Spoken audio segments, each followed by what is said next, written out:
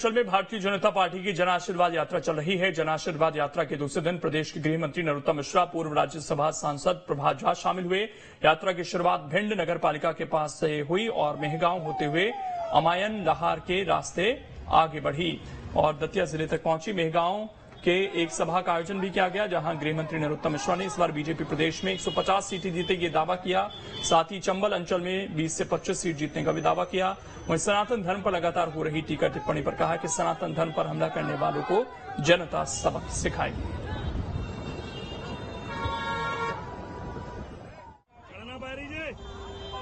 देखिए, सनातन पे हमला इसलिए हो रहा है कि हम सब लोग, हमारी सनातन में खून खराबा खराब बताया गया है।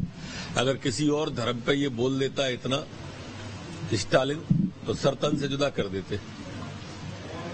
ये हमारी विशेषता है कि हम लोग बर्दाश्त कर लेते हैं। सनातन को ये समझ ही नहीं पा रहे और ये अनस्टॉल हो जाएगा स्टालिन आने वाले दिनों में, आप देख लेना। अब जागरूक हो रहा है हिंदू धीरे धीरे, और ऐसे जितने टुकड़े टुकड़े गैंग के समर्थक हैं, ये सब इस बार सबक सीखने वाले हैं। वहीं जबलपुर में चल रही बीजेपी की जन आशीर्वाद यात्रा में केंद्रीय राज्य मंत्री प्रहलाद पटेल भी शामिल हुए। उन्होंने कहा कि प्रदेश में जन आशीर्वाद यात्रा को मातृशक्ति का भरपूर समर्थन मिल रहा है।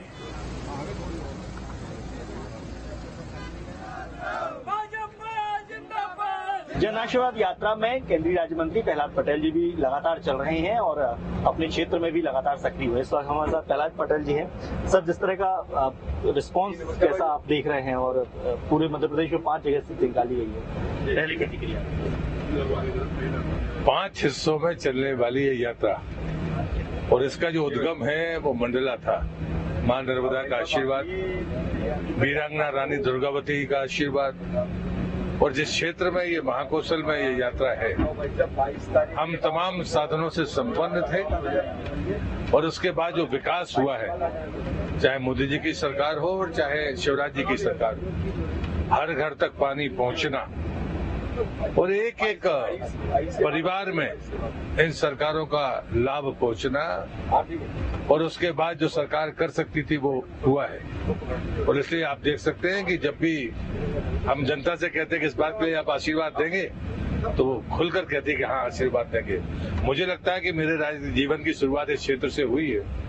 इतनी बड़ी संख्या में मातृशक्ति को मैंने कभी सड़क पर नहीं देखा, ये मैं कह सकता हूँ। धूमा जैसी जगह में इतनी बड़ी संख्या में मातृशक्ति का होना, ये शुभ आशीर्वाद है यात्रा को, भारतीय जनता पार्टी को, हमारे नेतृत्व को। आप G20 कार्यक्रम में भी शामिल हुए थे। हाल ही में कमलनाथ ने एक ट्वीट किया है और उन्होंने कहा है कि जो G20 है, मध्य प्रदेश में G18 चल रहा है। 18 साल बीजेपी के हो चुके हैं और 18 साल अब खत्म होने वाले हैं। इस तरह की G20 से पहले मुझे लगता है कि कमलनाथ जी के पास बोलने के लिए तो कुछ है नहीं, ना तो विचार है, ना विकास का मॉडल है, और व्यक्ति के नाते भी।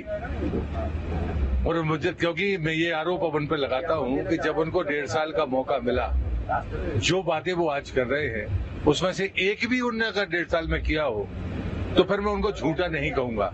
झूठा असंसदीय शब्द है, लेकिन कांग्रेस के बारे में मैं कहूंगा और कांग्रेस नेतृत्व के बारे में कहूंगा कि भ्रम और झूठ के अलावा कांग्रेस के पास कुछ कहने के लिए नहीं है। बहुत बहुत धन्यवाद। तो ये थे हमारे साथ केंद्रीय राज्य मंत्री प्रहलाद पटेल, जिनका कहना है कि जन आशीर्वाद यात्रा को अपार जन समर्थन मिल रहा है। Durgesh Kumar, news state, Jabalpur.